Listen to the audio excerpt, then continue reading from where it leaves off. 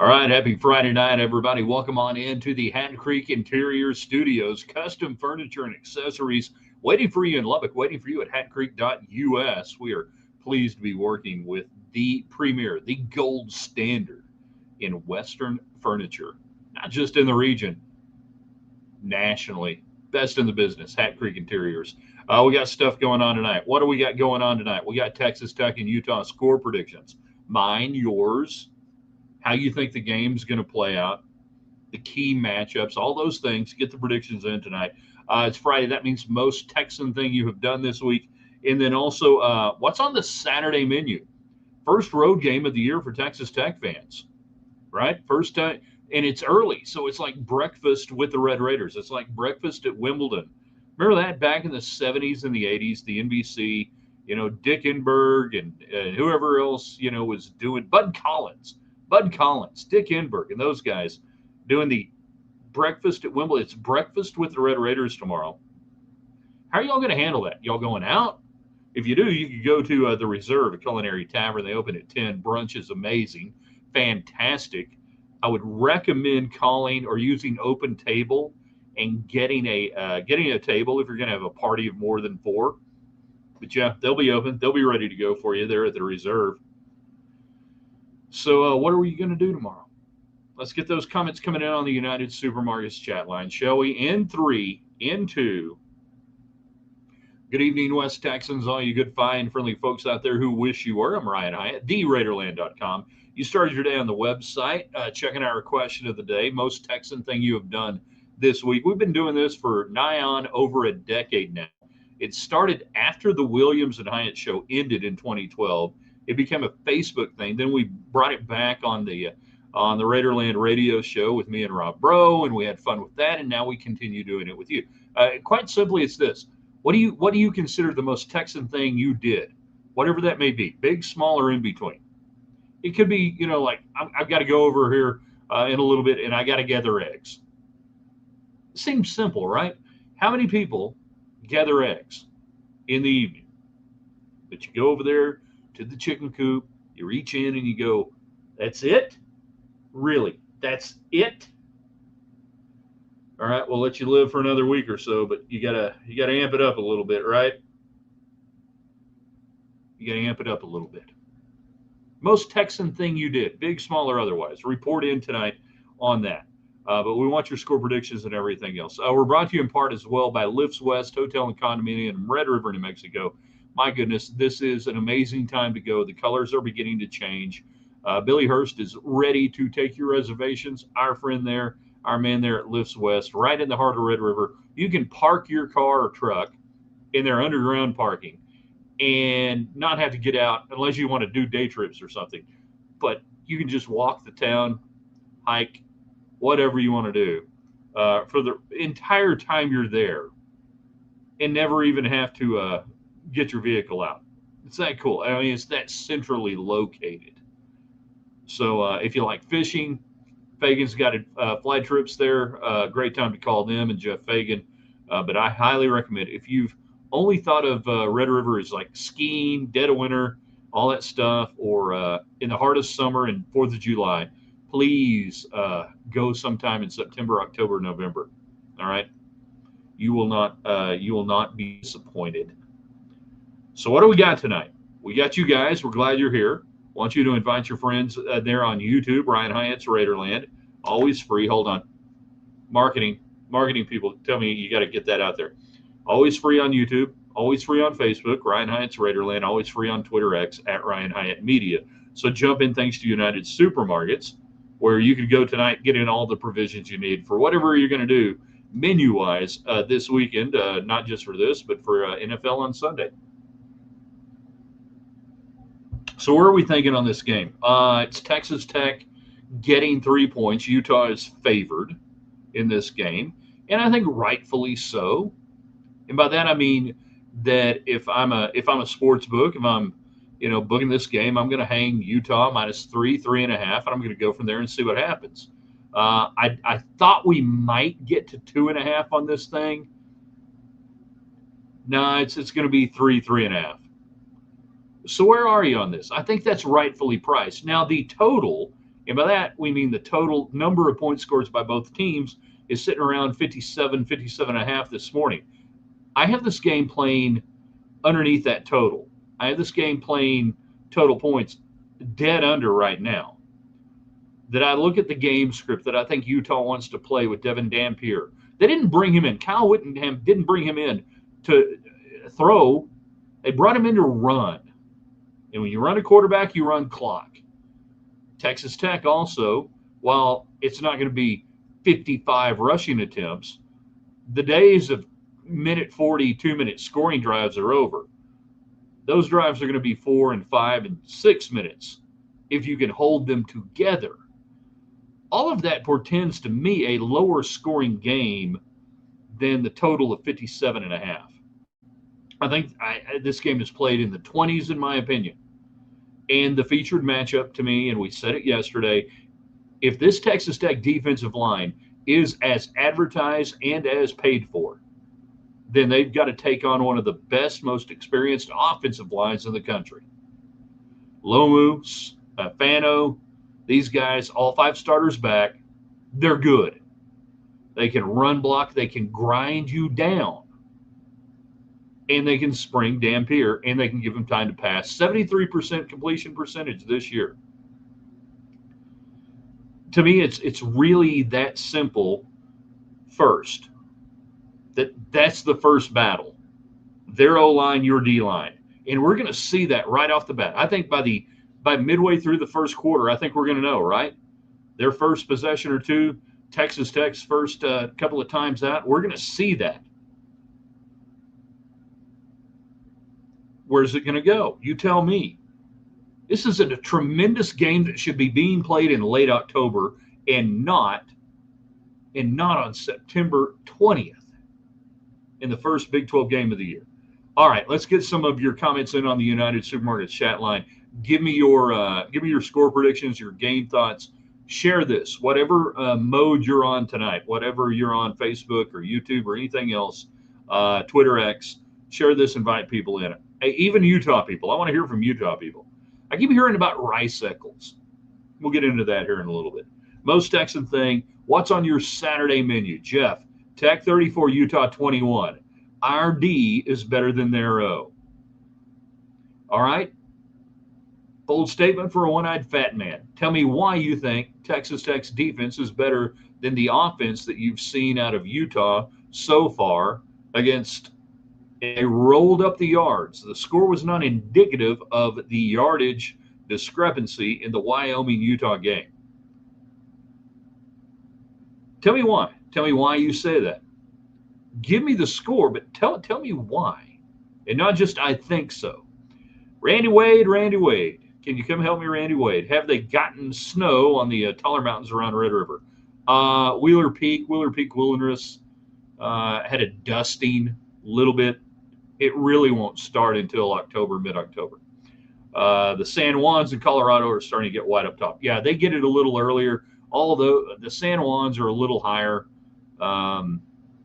Most of everything around Red River is in the 12.5 to 13. 13,197, I think, is Wheeler Peak, give or take. So it takes a little longer. I mean, you'll get something, and it's gone within hours. JC, give me a Bloody Mary and an early kickoff. What is Tech's game plan, and what is Hyatt's game plan? Been shopping for what? All right, the game plan, if I'm Texas Tech, all right, defensively, contain and generate push up the middle. Lee Hunter and your defensive front has to get pressure up the A gap. If you want to make a running quarterback, well, okay, now I got to back up a little bit. What do you want to do? Do you want to keep him contained, or do you want to flush him out to one side and take away throwing because he's a good throwing quarterback? I don't think you can get too crazy and creative, because I think you can stunt yourself out of existence against a good running quarterback. That when you stunt, you move a tackle and a guy in this way and guy. all of a sudden there's a little momentary gap, and a guy like Dampier can get out of that. I think you play base. I think you can cave it in first off with that. Do you want to blitz a lot? I don't know. Do we believe in the secondary at this point?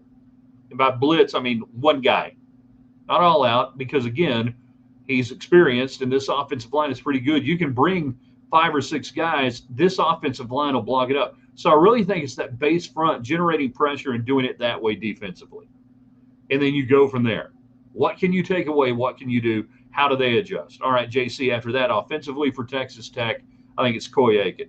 I think they're going to be heavy on Carter. I think they're going to look at Virgil. And I think Aiken, much like last week, can get matchups in the slot against typically smaller defensive backs that are not your big corners and not your big safeties. They'll have to make a choice on Coy Aiken. I think Coy Aiken has a chance to post up and do some stuff. But you got to be able to run the ball effectively. And this is breaking news. To run the ball effectively, first you must run the ball. Tech's going to have to run the ball some in order for the play action to work. Why am I going to respect it if I'm Utah if you don't run it? If you hadn't run it hardly and you do this half-ass fake, I don't care. So I think they've got to commit to the run early on, which is why, again, I'm saying this is going to be a lower scoring game than the 57.5. I think both teams are going to run the ball. I think play action is going to be critical. I think Coy Aiken can have matchups. It's razor thin margin. Lynn, after the game tailgate is the chicken. After the game tailgate is the chicken. Period. Fajitas brought to you by United Targets. I think that might have been an inadvertent period, an inadvertent whistle by Lynn. The chicken fajitas brought to you by United Supermarkets. By the way, go there tomorrow, and they are on sale. It's good.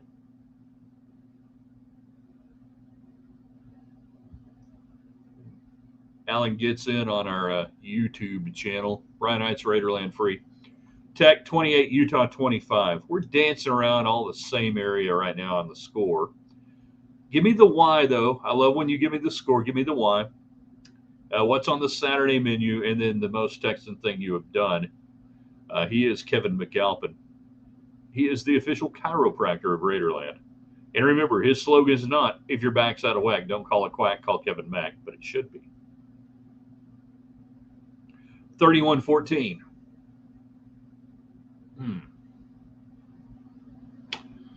So we're looking at a 47 dead under by 10 points. We're looking like for that to happen, I have to have amazing confidence in two things that I don't have amazing confidence in yet. I have confidence, not amazing confidence. One, the Texas Tech secondary. Texas Tech secondary on that.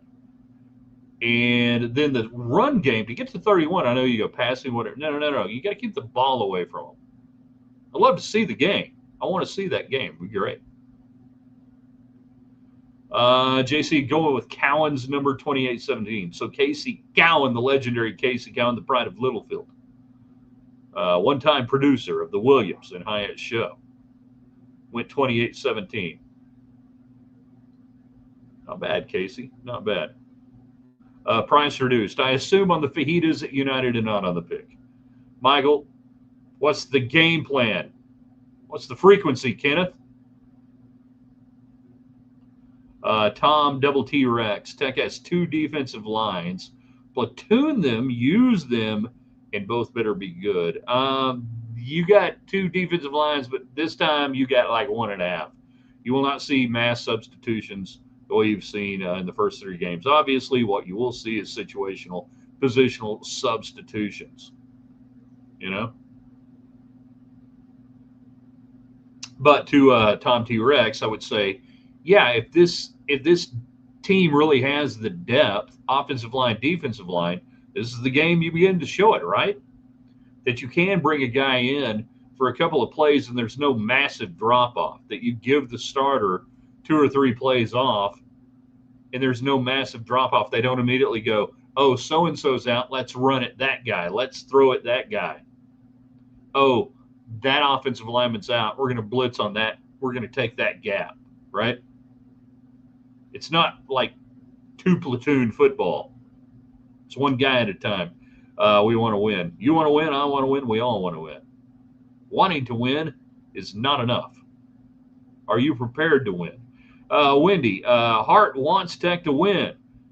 Head says Utes 31-23. Utah grinding the clock will hurt our offense. Concerns still with our offensive line, and we miss a key field goal. Hope I'm wrong. I got no problem with the field goal kicking so far, right? Short, long, everything in between. Field goal kicking been good. I'm all about that.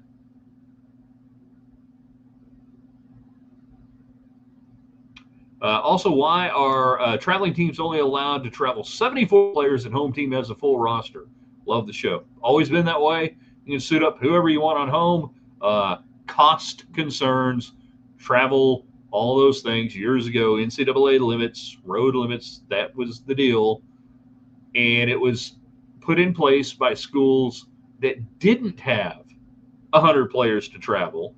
They didn't want to be overwhelmed by the likes of Texas in the 60s or Ohio State or Alabama in the 70s. And they had 6 All-Americans at every position, and they bring them all on the road and kick your butt. The theory back then was, okay, well, at least when they go on the road, give us a little advantage of being at home, and we'll suit up our red shirts and our walk-ons and all these people, and we'll go from there. That's where it came from. It's a vestige of the 60s and 70s. The scholarship reduction in 1970 to 95 from unlimited and all those good things. Jan, or it could be on 3431 Tech. Most Texan thing, Jeff says, downloaded Joe Ely's new release of the Buddy Holly song "Raining in My Heart." All right, so Joe Ely's got some health issues, as we've documented on this show. And he has been working on this release for at least 2 years, maybe longer. I've not heard it. I hope it's great, Jeff. I hope it's fantastic. I know that there are some utilizations of AI, some orchestration and everything else. I'm not saying this in a negative way. I'm just saying for people who don't know what we're talking about, and I hope it's great. I hope it's really good. He is the fake Natalie Maines. Or maybe he's not. Wouldn't that be fascinating if he wasn't? Texas Tech Utah score predictions. I haven't given you mine, but you guys can probably guess where we are on this. I've already told you I'm under 57.5. What's on the menu tomorrow? Are we going full breakfast or are we going brunch? Are we just waiting until after the game's over to hit the beer and barbecue, or do we just at 11 o'clock just say, screw it, might as well act like it's 6:30, let's get it going? Hyatt says fake Natalie Maines, first-time listener, long-time texter. I was listening to the Coach Gordon Granger podcast, and after listening to his keys to the game, I've got Tech winning 31-27. Gordon Granger, a football erudite, for those who don't know. I think we've got a couple of turnovers that help us out, just so you know. Love you. Love you right back, fake Natalie Maines. By the way, I'm still waiting on the queso that you were supposed to bring out at Orlando's in 1994. Feel free, anytime. Drop it off. Table 13, 22nd and Q. No hurry, Nat. No hurry. Just if you can bring it by, that'd be nice. All right, so this is where we do the it's a close game, turnovers matter, all that stuff. Yeah, turnovers, hidden yardage. How concerned should you be going into this about Texas Tech special teams and basically penalties on returns? Kickoff returns, punt returns. Some have been ticky-tack, some have been, bad. Kenny Perry's talked about players not having their feet where they need to be. That's what you say as a coach, by the way, when you get penalties. Not that, God, we told this guy 18 different times, don't block the guy in the back. Don't do that. And instead, you go in front of the media and say, our feet were a little slow on that. We got to get our feet around. It's a fundamental technique. Hey, about this? Don't be stupid and block somebody in the back. Don't be stupid on special teams and hit somebody in the side of the helmet. Special teams are easy, they're simple. But players get out there and they go stupid. Why do players go stupid on special teams? I'm going to let you guys, I want one person to answer this question before I answer it, because I will give you the 100% definitive answer to why players go stupid on special teams in college and the NFL. Both leagues, both places. I will not answer it until somebody gives me their answer on why players go stupid. JC, not stupid. PTSD in the house. Almost made it last year at the championship game. 0 O-line, D-line. Increased talent 10x over the others, including this next to last team. That's my why. There's the why. Oh, yeah, as for the why, he gives us the why. That's good. That's quality. I like the why. Why do you think players go stupid on special teams?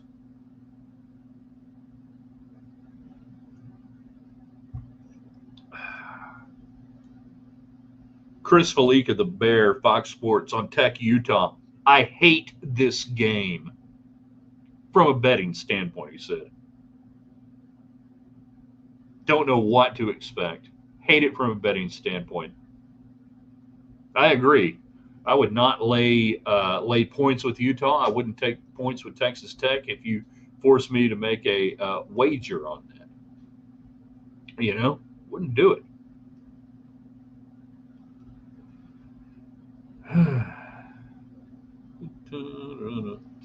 All right, let's see. We got a few things here. Randy Wade, the penalties will be resolved this week. Good to know. Glad you got that taken care of. They had to run extra jangles this week. JC, special teams, stupidity, trying to shine at full speed. And Glenn says, trying to become a starter and get off special teams. There you go. That's it in a nutshell. Those two comments right there. Guys who only get to play 5 or 6 or 7 plays a game go nuts. They lose their mind. It's one reason why some coaches play starters on special teams. Are they a little tired? Yeah. But they already got the job. They don't do as many stupid things. And it's why you see starters on really good teams in high leverage situations out there on special teams. But for a team like Texas Tech or a team like Utah or whatever, that, yeah, you're trying to get guys out there.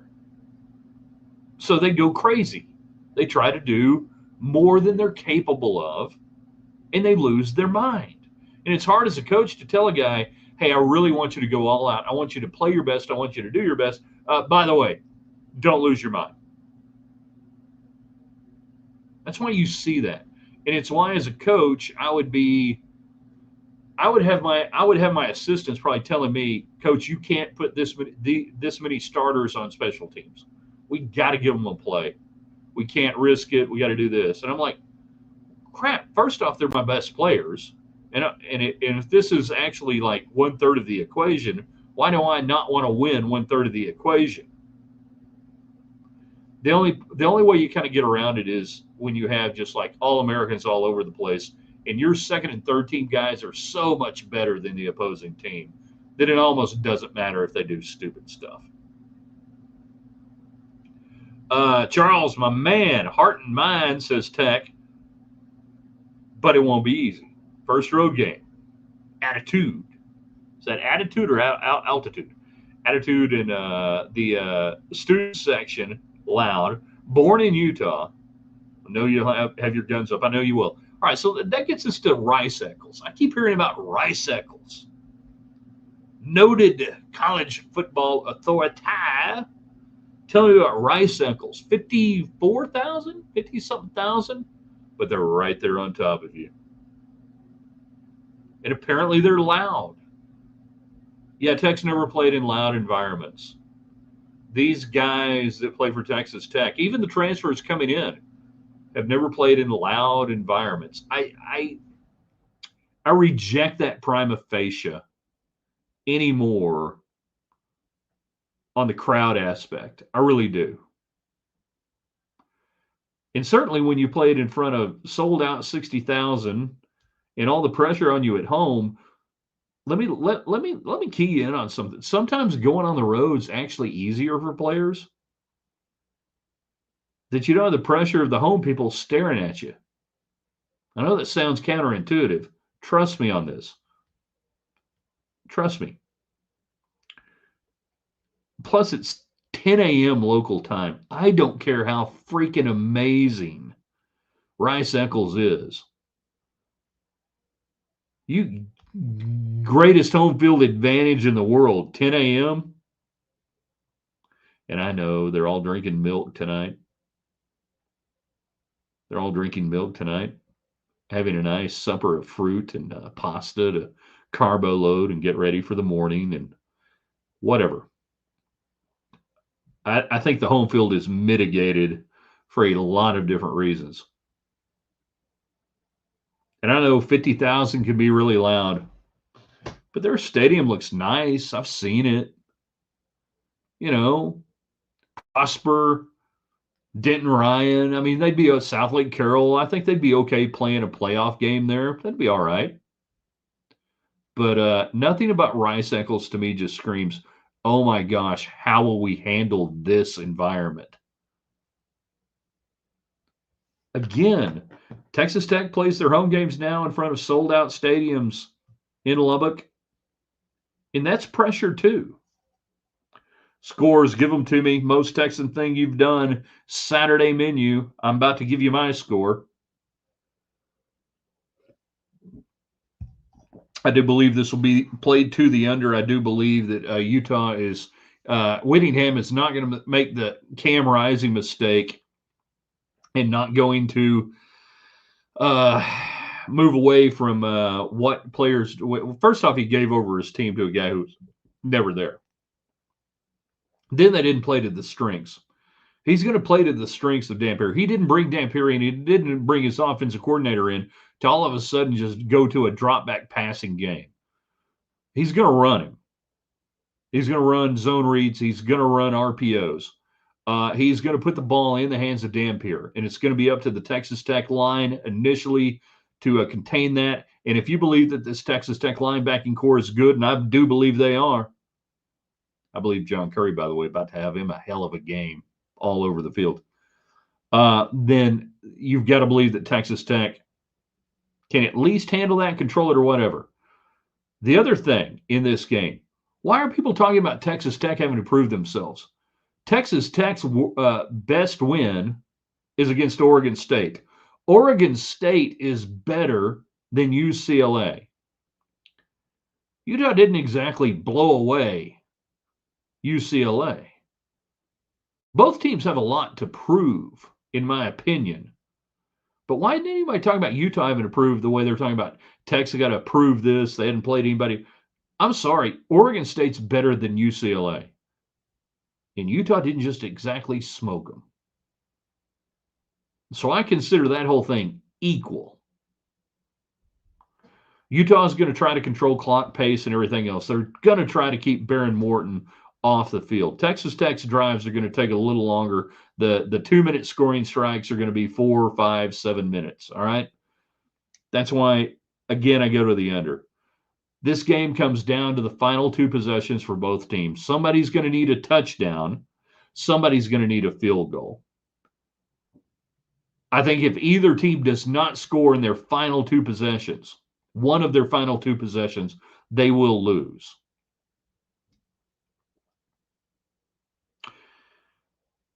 I have struggled on this score all week. I've got it 27-24 Texas Tech.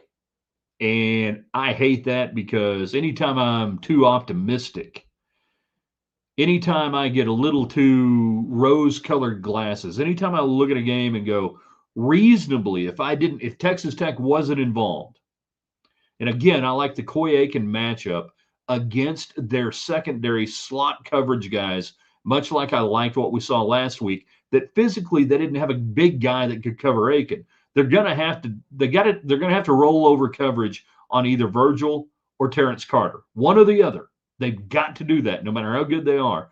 Somebody's got to roll over coverage. That's a safety out of it. That means somebody's one-on-one. That means Coy Aiken's one-on-one. I like that matchup.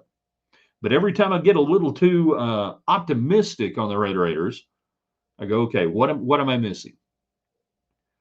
What I'm missing is what if the Tech secondary isn't good enough to control a 73% completion passer who has good weapons.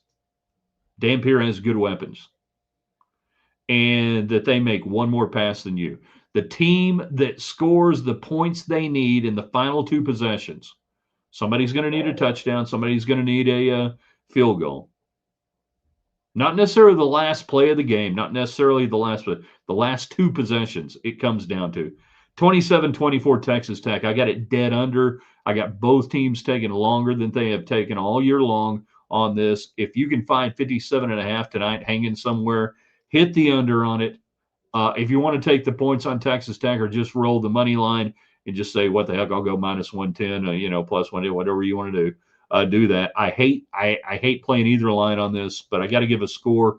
It's what we do. So that's what I got, 27-24. And one more time, I wish for anything this game were being played in late October. This game deserves to be played in late October, not in September. JC, heard roster limit of 74 this week actually increased. Never has Texas Tech been deep enough to give a damn about who travels. Sons, parents. That's good. Hyatt's menu is? I hadn't decided yet on the menu. Might just go steak and eggs. We will sleep fast. We'll actually get up early, go into town, come back to Raiderland headquarters for the game tomorrow. I need a haircut. I'm getting a haircut tomorrow. Maybe because we haven't had a road game yet. Talking about stuff earlier. When Carl Johnson weighs in, by the way, pay attention. That's all I'm going to say. And if you happen to have one more tonight, hoist it up to Carl. Carl, I hope you're right, man. I hope Texas Tech is the play. I hope I'm not wearing rose-colored glasses on this thing. I've looked at it. I think, by the way, I think Baron Morton at the end of tomorrow may have introduced himself to the country as a Heisman Trophy candidate. If Texas Tech wins, we may have something going on. Charles Reckham, thank you. Appreciate it. Thumbs up again to Carl. All right, you guys do a couple of things for me tonight. The power of five. Everybody who loves what we do, if 5 of you every night go to our sponsors on YouTube or Facebook or anywhere else on social media like Lifts West, Hotel and Condominium in Red River and say, hey, thanks for supporting Raiderland. We'll see you soon. Same thing, The Reserve, a culinary tavern in Lubbock, Texas. They're open at 10 in the morning. Great brunch. Don't sleep on the best onion rings in town. Go there. And, of course, Hat Creek Interior Studios, dedicated to delivering a superior customer experience. All you need to know, best Western furniture you're going to find between here and there. Where's here and there? America. And they ship anywhere. Go to their website, hatcreek.us. Awesome, cool stuff. They've got a lamp there that I almost bought last week. And I'm like trying to figure out if I buy it, where can I put it that y'all could see it? You know? It'd be kind of cool. Carl, agree. Whatever you're agreeing to, I agree. And finally, not at all spot on.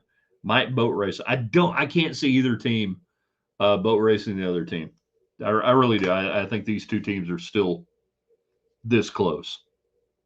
Going to be a great game. Power of 5, support us by supporting our sponsors and telling them awesome things about, being sponsors of Raiderland. Share this, put it on your social media. We'll have it on the website here in about 20 minutes or so at theraiderland.com. We'll be with you tomorrow after the game for Raiderland Rewind, brought to you by Live Life Well Clinic in Lubbock. They want you to live your best life. We want you to be healthy before you get unhealthy. And Live Life Well Clinic with Dr. John Skelton, great Red Raider, literally like a former Red Raider football player. They are proud sponsors of the Rewind. So just know that about 30 minutes after the game, we're going live. We're talking about everything. All right, it's supper time. We got to figure out if we got biscuits or anything good to eat. We will see you guys in the morning. The Raiderland.